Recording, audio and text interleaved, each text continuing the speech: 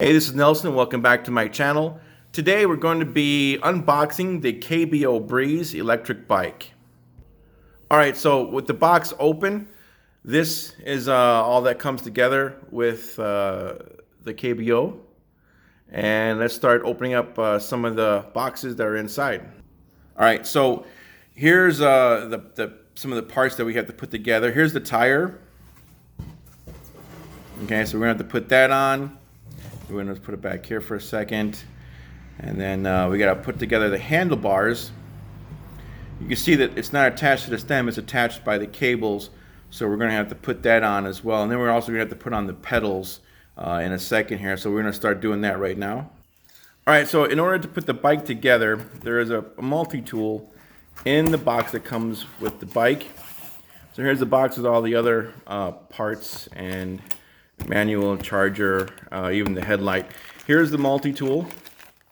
This is what you're going to need, and what we're going to do first is we're going to put together the handlebars. So let's go ahead and start that. So with the handlebars, you want to make sure you have them center and also angled the way you want, and just tighten the 4 screws on the stem.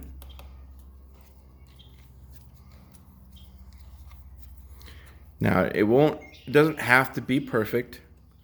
You can always adjust this later. So if you just want to just gently tighten it until you get your front tire on, that way once you're sitting on the seat you can kind of get an idea of where you want your handlebars, so you can make that adjustment later.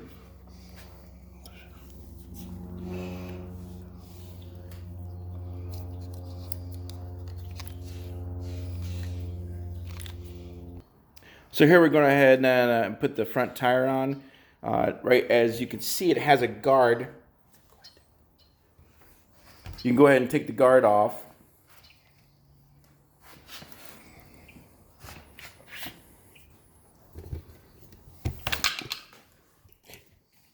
And when we put the tire on, you want to put the tire on with the disc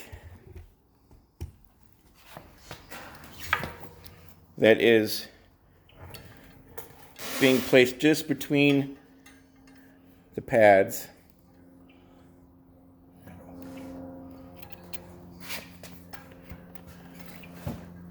I'm not seeing. Oh, we also have to take off the that's a cover too. this cover. Hell.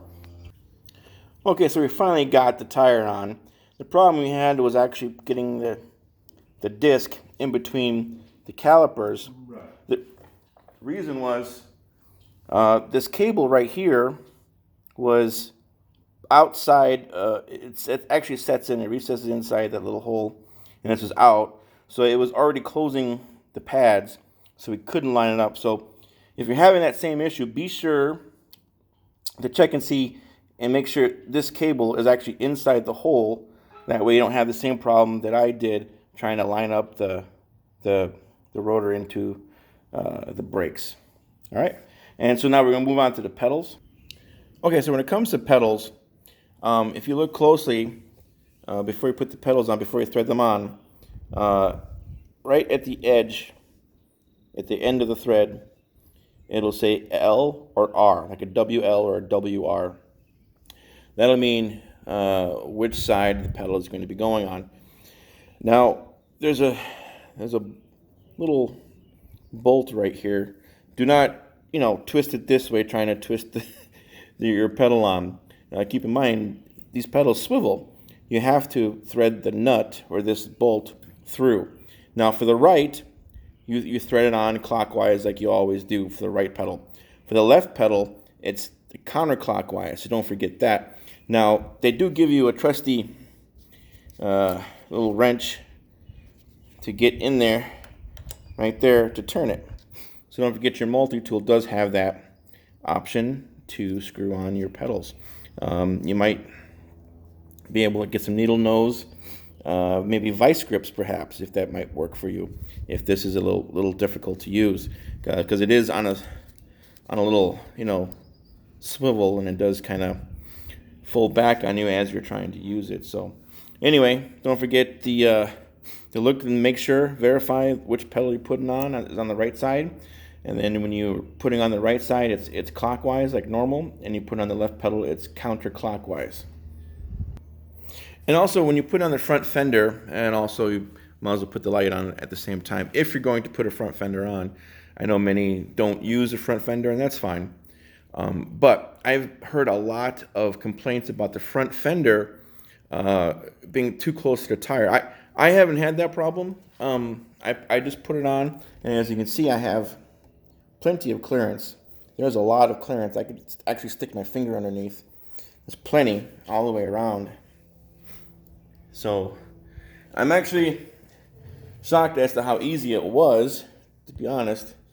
You just got to make sure that this bracket that's attached to the fender, there's a slot, a vertical slot.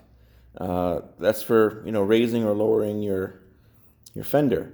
Obviously, you want to pull it up, the bracket up as far as possible, so you can tighten it down at the low end of that bracket, because you want the fender up. And then also, you might as well. I chose to do the light bracket in between the fender bracket and then the fork.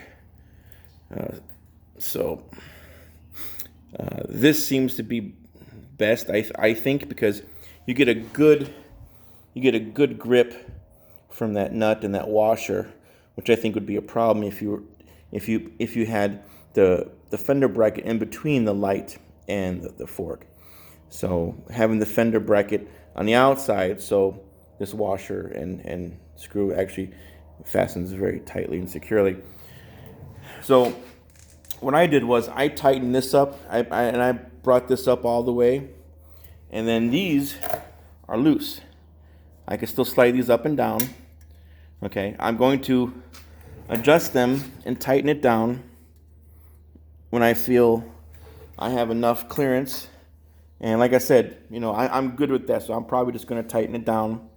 And again, you have all the tools. It's just an Allen key to tighten it down. And that would be the front fender.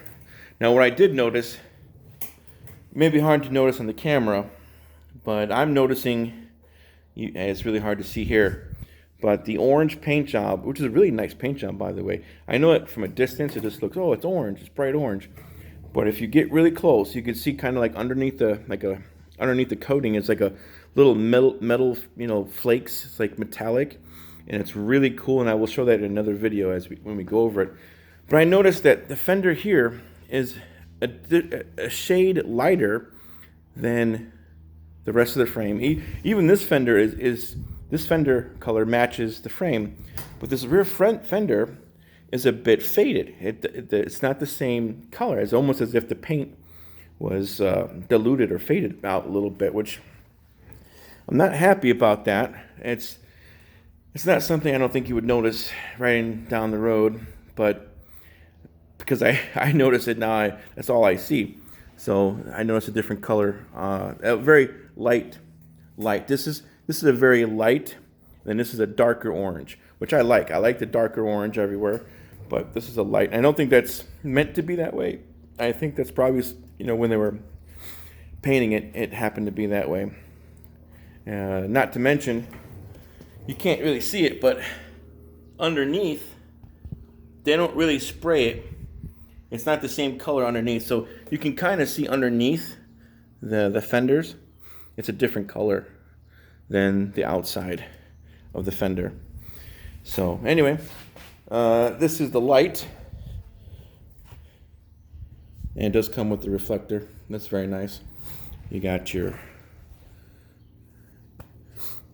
adjustments for your front suspension.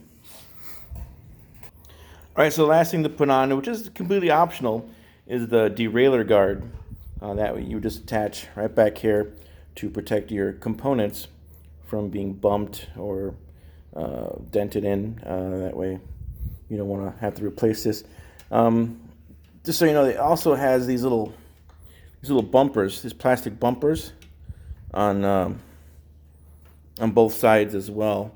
I'm just going to leave them on because I just feel like it'll just protect it, from the elements or whatnot. So that is it as far as the unboxing and And quick tutorial of installing the parts which are separated during shipping.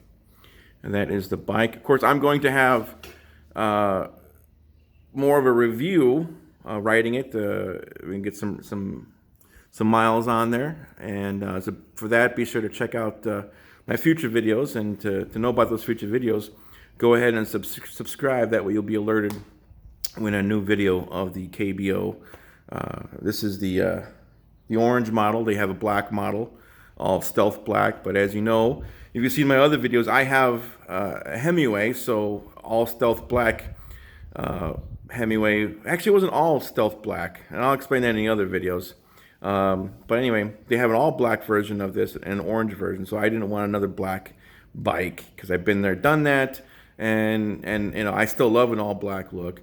But this was, you know, another option, and this actually looks good. At first I didn't like it. I was like, oh, that's an orange bike. It grew on me. I'm gonna be honest with you, it grew on me.